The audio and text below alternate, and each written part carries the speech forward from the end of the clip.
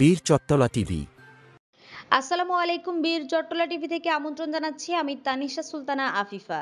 জুলাই গণঅভ্যুত্থানে গুলিবিদ্ধ হয়ে গুরুতর আহত হওয়া মোহাম্মদ হাসান অবশেষে জীবনযুদ্ধে হার মানলেন। বৃহস্পতিবার দিবাগত রাত 11টার দিকে থাইল্যান্ডে চিকিৎসাধীন অবস্থায় তিনি শেষ নিঃশ্বাস ত্যাগ করেন। ইন্না লিল্লাহি ওয়া ইন্না ইলাইহি রাজিউন। এই হৃদয় বিদারক সংবাদটি নিশ্চিত করেছেন বৈষম্য বিরোধী ছাত্র আন্দোলনের কেন্দ্রীয় মুখপাত্র উমামা ফাতেমা।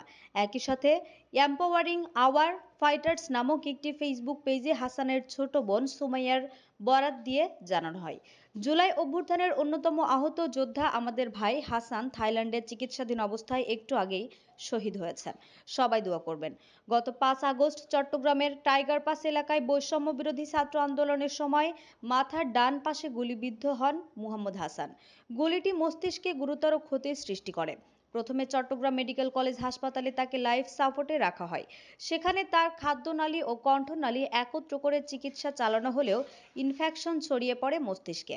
ফলে তার শারীরিক অবস্থা আরও অবনতি ঘটে। এরপর তাকে দ্রুত ঢাকার সিএমএইচ হস্তান্তর করা হয়।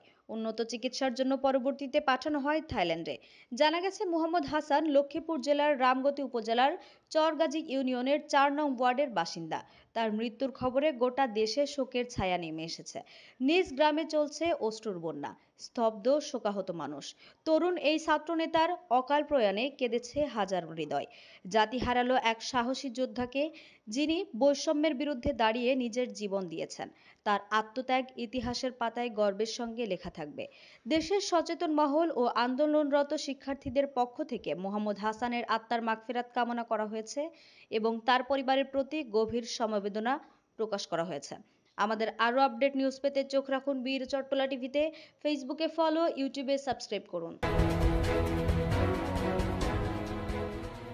বীর চট্টলা টিভি।